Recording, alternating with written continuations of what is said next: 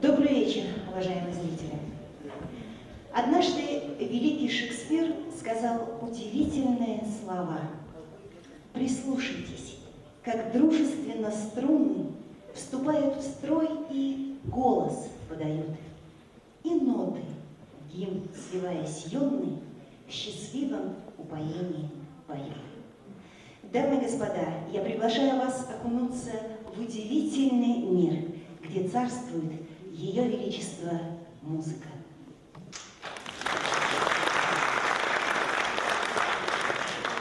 Сегодня на сцене Кумыкского театра с новой программой выступает Ногайский государственный оркестр народных инструментов, художественный руководитель Бекмурза Кудайбердиев. В этом году оркестру исполняется 20 лет, и это выступление своего рода творческий отчет коллектива. Программу открывает инструментальная пьеса Нургисы Клиндиева «Махамбет». Дирижер – заслуженный работник культуры Российской Федерации, заслуженный артист Карачаево-Черкесии Яхья Кудайбердиев.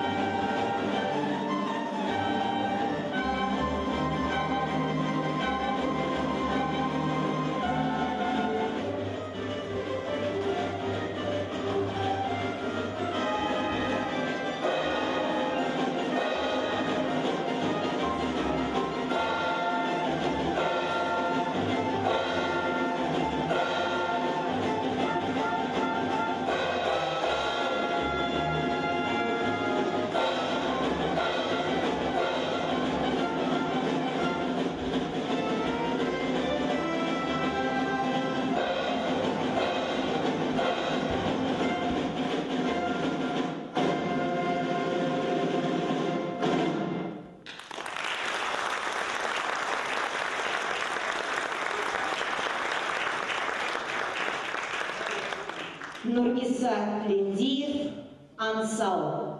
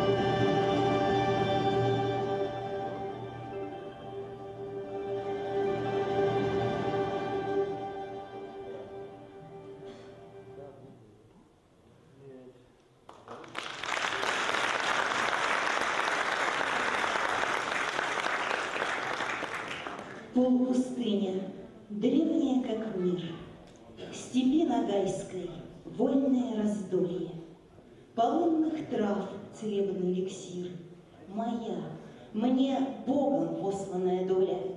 Там ветры по-разбойничьи свистят и поднимают пыль по всей округе. Там не стреножат глупых жеребят, а нянчат, как детей, подняв на руки. Дурман полынный, там пение вина, а маки там пунцовее рассвета. Ногай, моя прекрасная страна, впервые я тебе признаюсь в этом. Арсланбек Султанбеков, Ногай-Эль. На сцене Руслан Яриков.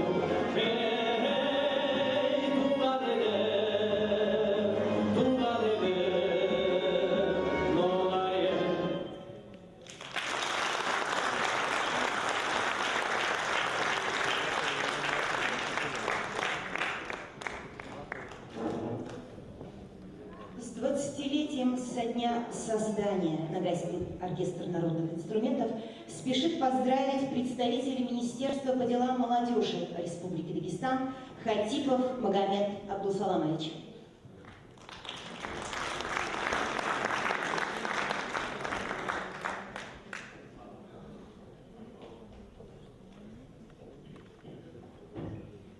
Салам алейкум, добрый вечер. Поздравляю всех вас с юбилеем. На самом деле культура народа, она в его творчестве, сегодня, сидя в зале, послушав эти две-три композиции, понимаешь на самом деле, как богат ногайский народ своей культурой.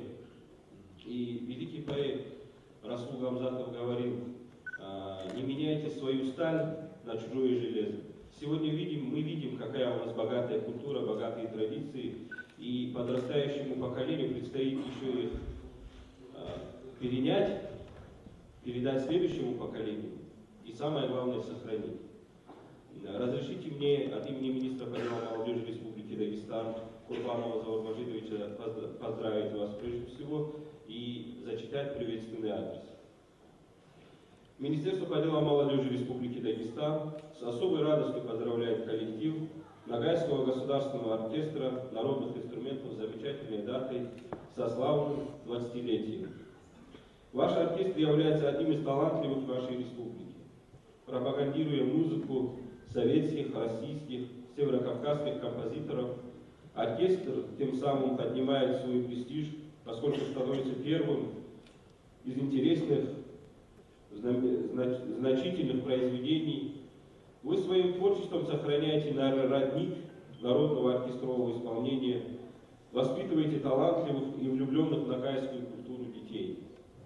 Для вас характерны поиски своего стиля, оригинального репертуара, высокий уровень исполнительского мастерства, бережное отношение к народной культуре. Оркестр занимает весомое место в концертной жизни нашей страны и за ее пределами. От всей души желаем вам всем здоровья, счастья, благополучия, новых творческих удач и свершений, новых премьер, аншлагов, залов и аплодисментов. Хочу вручить художественному руководителю Бекмурзе Кудайбергиеву поздравительный адрес.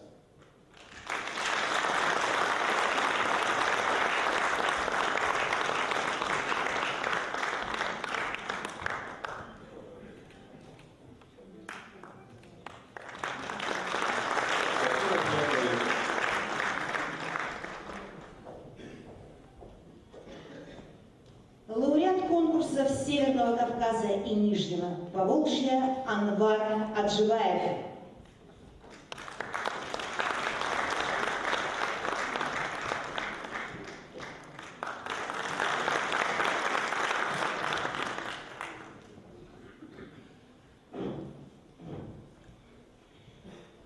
Переложение для баяна с оркестром Шахнова и Фассена «Карусель».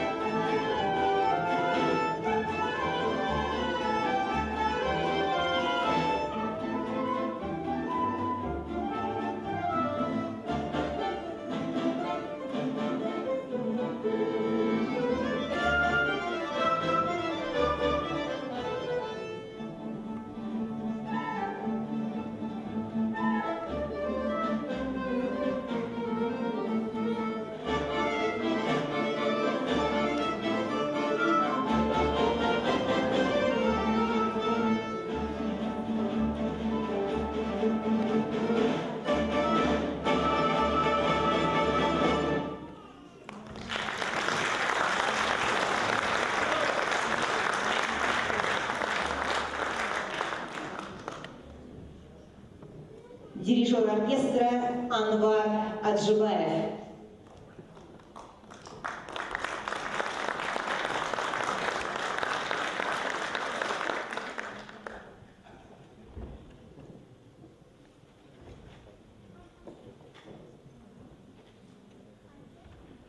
Музыка Кудайбердиева «Степной вальс».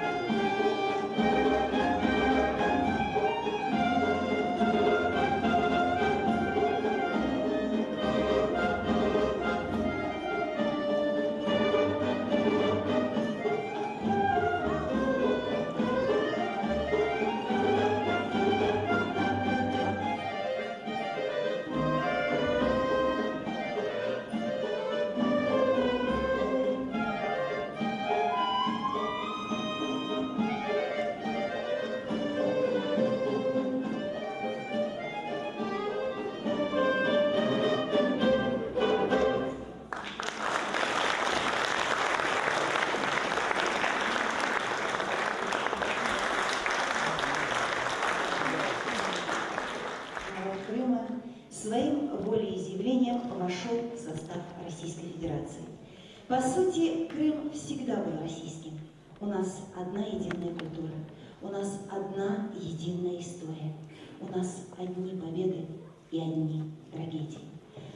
В мае 1944 года, уже освобожденном от фашистской Германии Крыму, началась операция войск НКВД по депортации крымских татар.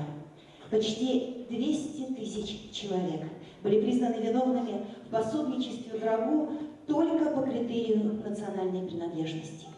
Оболганы, обездолены, высланы, лишили всех прав, в том числе и права на родину. В результате переселения и ближайших его последствий в течение первых 1,5 лет погибло около 100 тысяч крымских татар. Люди умирали целыми семьями от голода, от болезней. Именно тогда, в эти страшные годы, родилась эта песня, ставшая впоследствии гимном крымско-татарского народа. «Гюзель Крым» поет Яхья Кудайбердиев.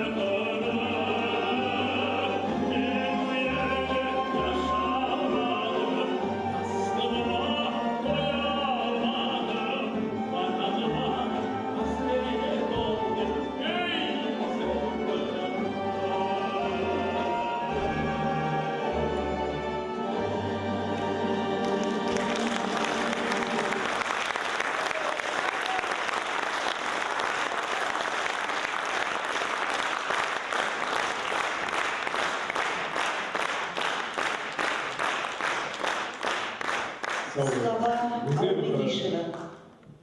Ерлаш ярым ерылды.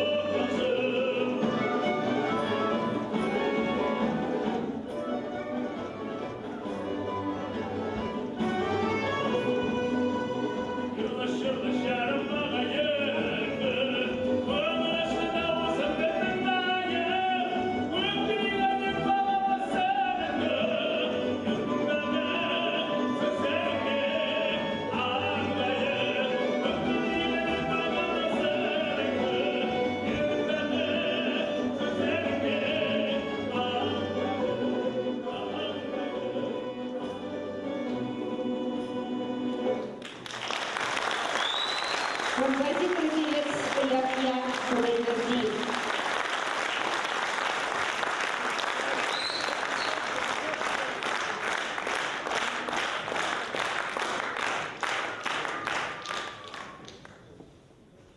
Шаталов. Праздник танца.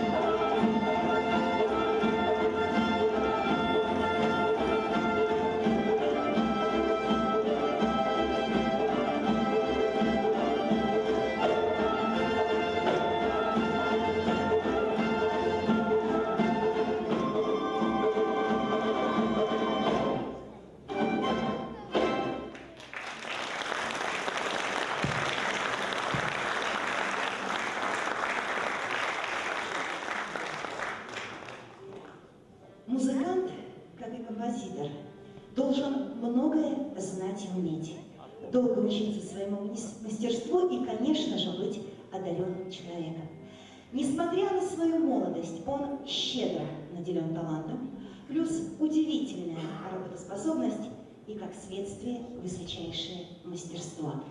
Лауреат всероссийских и международных конкурсов, обладатель престижной награды «Алтын домбыра» Бейсултан Джамалов.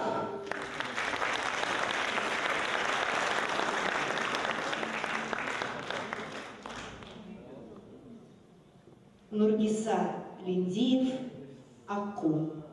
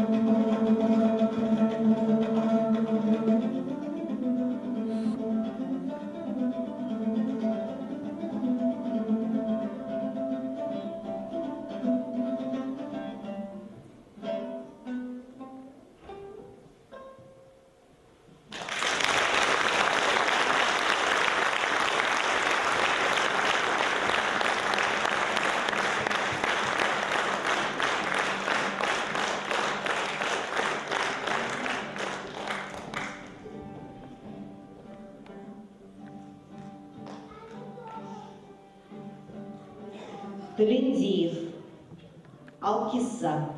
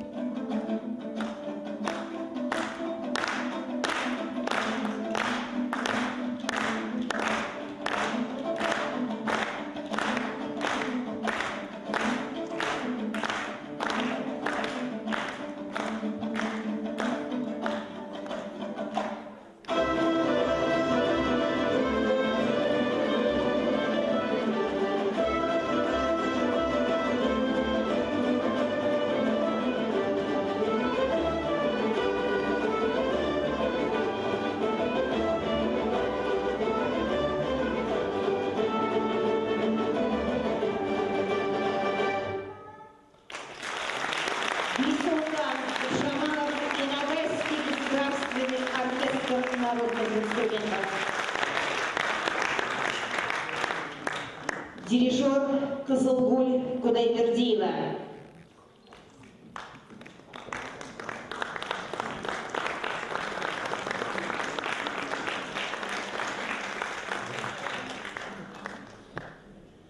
Вот уже несколько лет при Ногайском оркестре народных инструментов действует программа «Одаренные дети».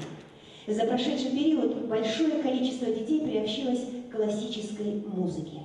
Многие из них впоследствии приняли решение связать свою жизнь и будущую профессию с музыкой искусства. Дипломант международного конкурса «Турк Дуньясы» 2014, проходившем в Стамбуле, Залина Койлубаева.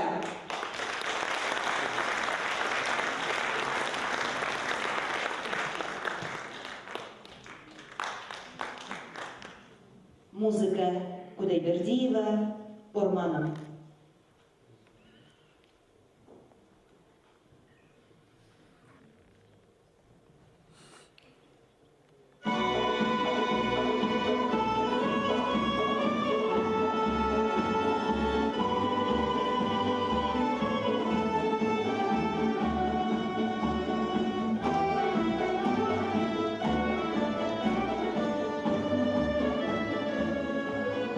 Я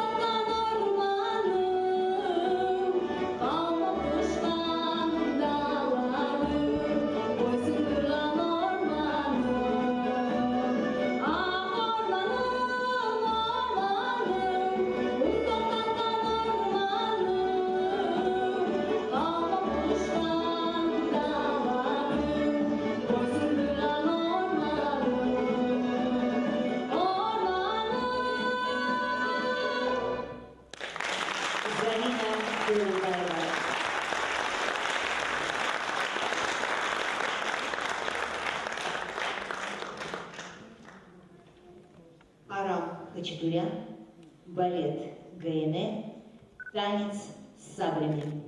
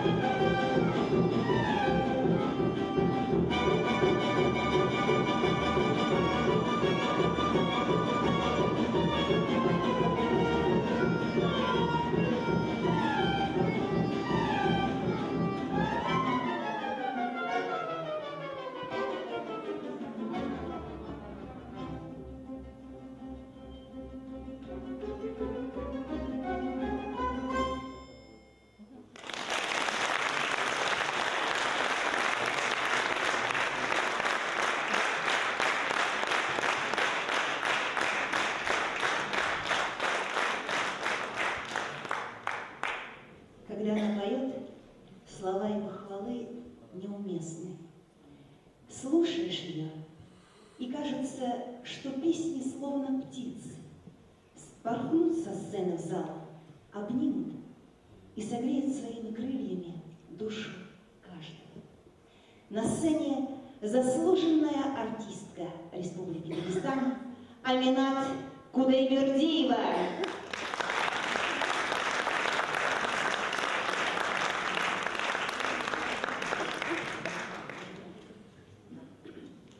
Слова Курманалиева туған елім деп санаймын.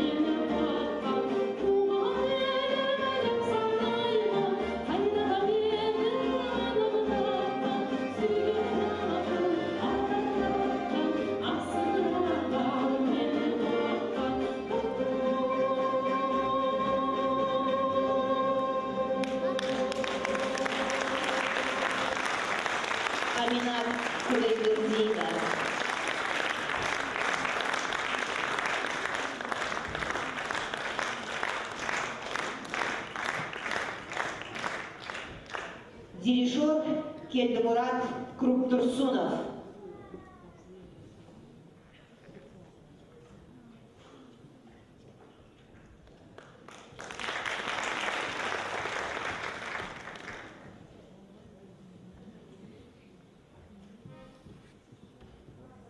Ногайский народный инструментальный күй «Елка сазы». Обработка Анвара Аджибаева.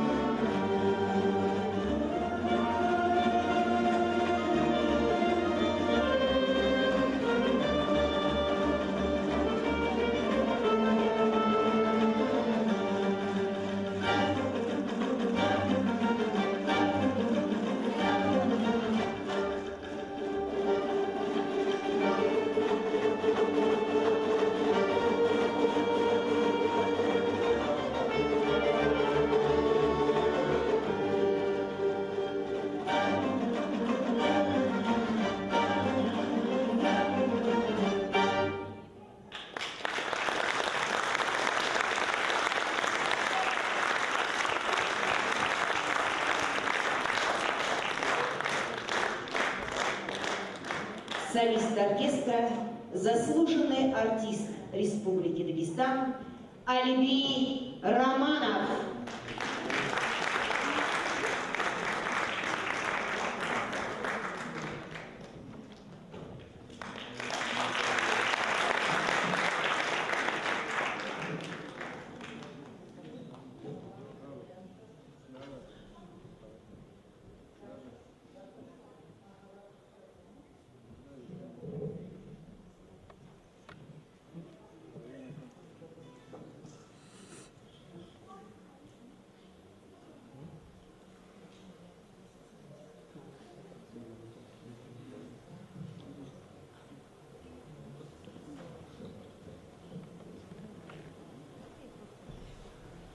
Кобызы.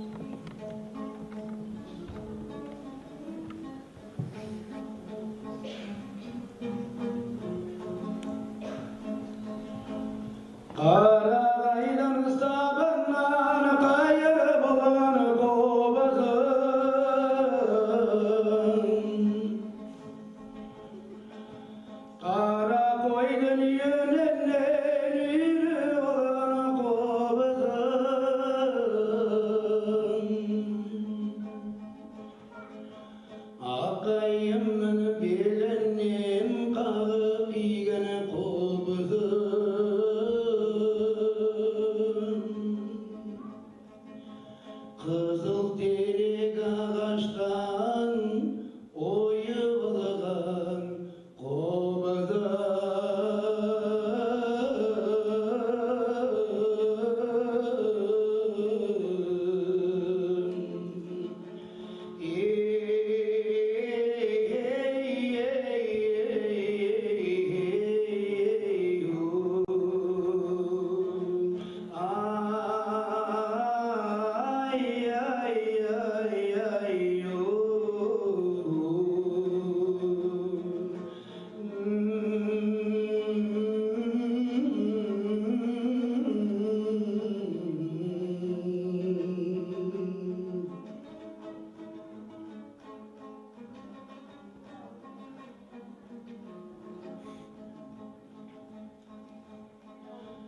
Kıyrağa dolparadan şoğa balana kovadan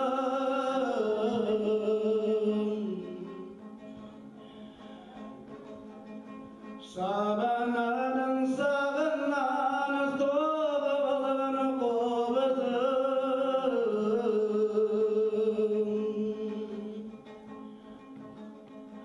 Abdiyedin sütünden doğulan kobazan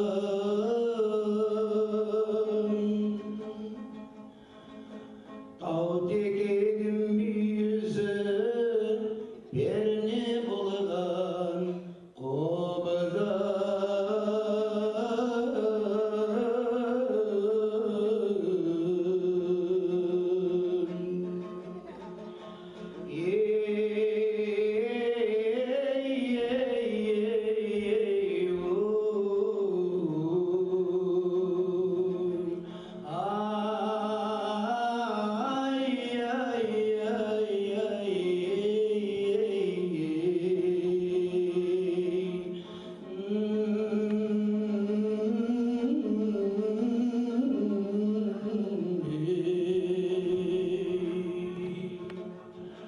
Sağından amalan akıl vergen kovadın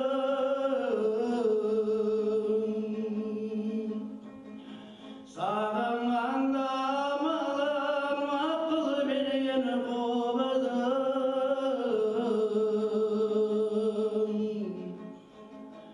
Muңайғанда сөз таппай көңіл ашқан қобызым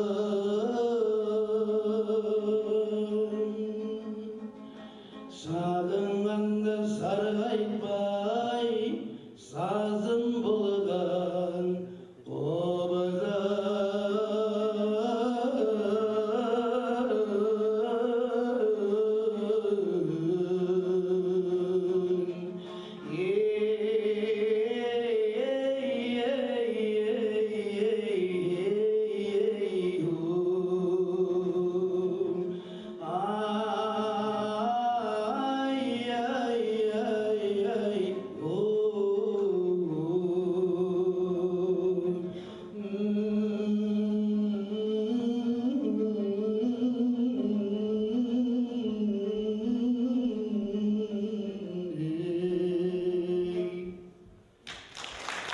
Алибий Романов.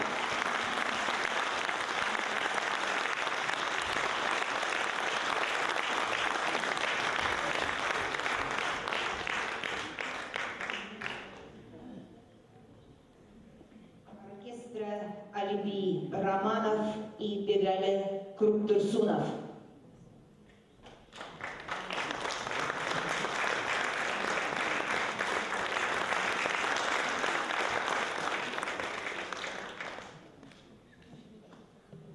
Слова Круктурсуна Мамбетова. Ер яздым ерламаға. Дирижер Кедмурат Круктурсунов.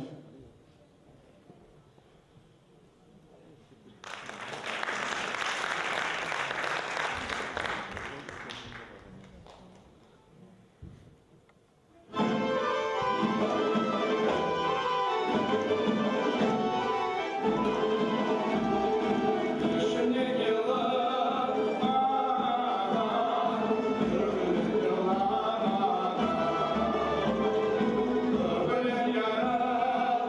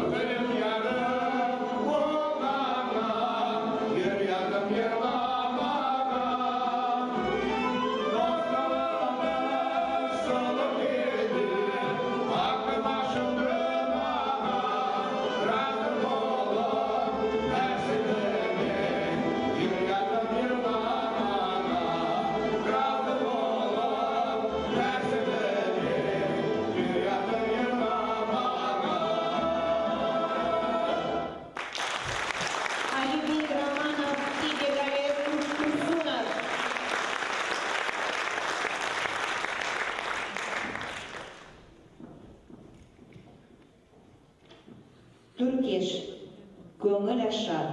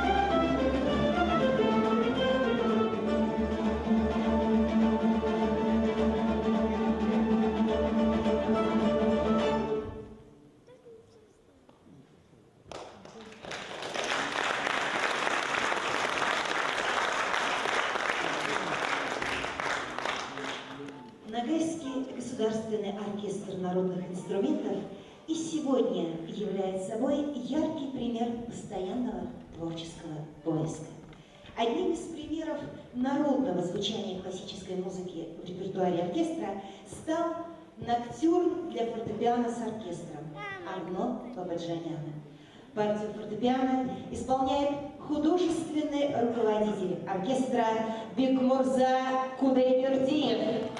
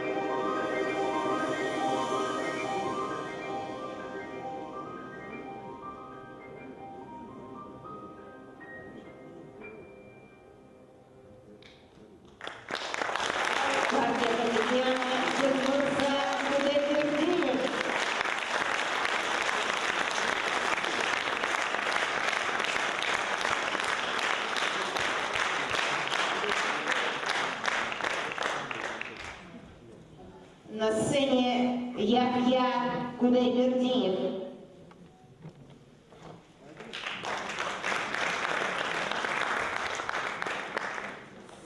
За дирижерским пультом Кызылгуль Кудайбердиева.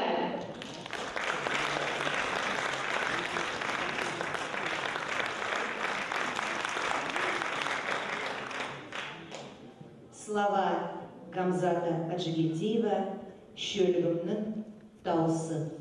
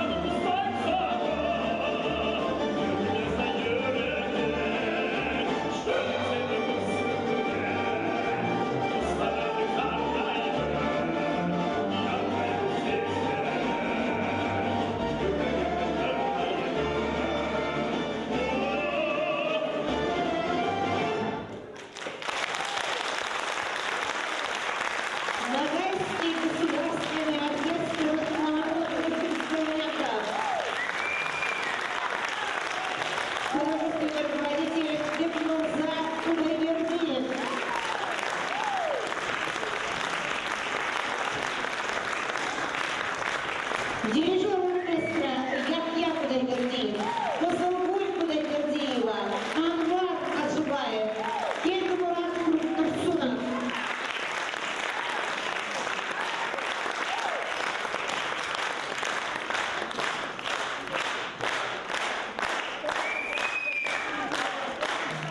Спасибо.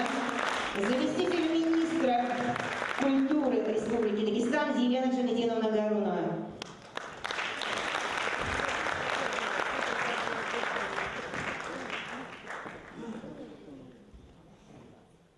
Добрый вечер, дорогие друзья. Этот коллектив был создан 20 лет назад. 20 лет это не очень много, да? Но мы сегодня убедились, потому что они сами назвали сегодняшнее свое выступление перед нами отчетным концертом. И мы с вами видим, насколько убедителен этот отчет, насколько он ярок, разнообразен. Я поздравляю нас всех с тем, что у нас в Дагестане есть такой замечательный коллектив, который прошел, ну, в общем-то, достаточно. Наверное, уже сменилось какое-то поколение музыкантов. И я очень рада сегодня видеть молодые лица, которые будут радовать нас своим творчеством, будут расти. И И мы еще не один раз с вами встретимся и услышим их замечательное исполнение, такое разнообразное. Я вас всех поздравляю. Я от имени министра культуры Бутаевой Заримы Ажиевны тоже поздравляю вас всех, дорогие друзья. Желаю вам творческих успехов дальнейших. Всего вам самого доброго. Спасибо.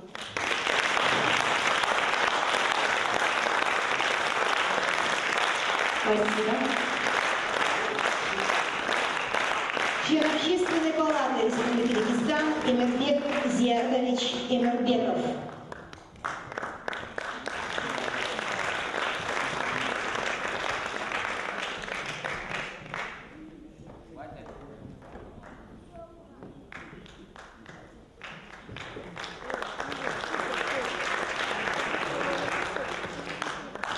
Дорогие друзья, кроме того, что в адресе написано банальные слова поздравления, я хочу от себя добавить, что музыкальная культура – это особый вид творчества. Народ богат культурой, в том числе музыкальной культурой. Музыка влияет на урожайность сельскохозяйственных животных. Даже культура, музыка влияет на урожайность сельскохозяйственных культур, растений, плодоводства. Культура продлевает жизнь. Это прямо доказано учеными.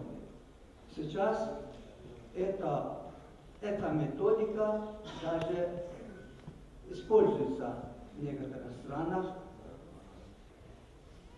Это первое. Второе. Вот во главе оркестра, я считаю, что это самый молодые исполнители в республике, самый молодой руководитель оркестра, Государственного оркестра народных инструментов.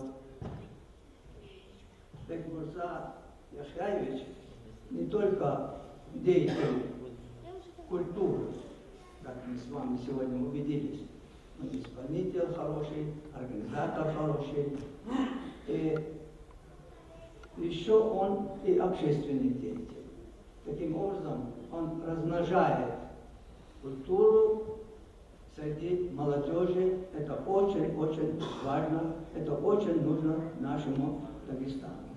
А вот в этом адресе, я с чего начал, подписал этот адрес самый главный Гамзат Магомедович Гамзатов, председатель Общественной палаты Республики Дагестан, этот выдающийся деятель государственный, общественный, выдающийся гражданин Республики Дагестан, очень известный человек, который поддерживает прежде всего культуру.